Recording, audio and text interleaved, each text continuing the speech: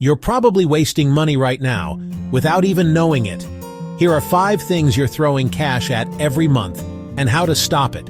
First, phantom power. Devices keep using electricity even when they're turned off. Unplug chargers, coffee makers, and game consoles when not in use, or use a power strip and switch it off. Number 2, bottled water. You're literally paying hundreds for something that comes out of your tap. Get a good water filter, save your wallet and the planet. Number 3, unused subscriptions. Streaming services, apps, memberships.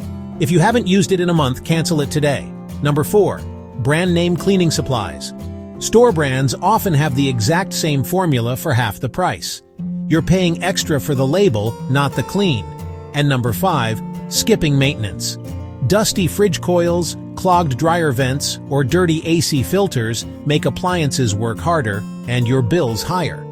Clean them regularly and they'll last years longer. Cut these 5 money leaks and you'll keep hundreds, maybe thousands, in your pocket. Hit like if you're ready to save, and subscribe for more tips that work.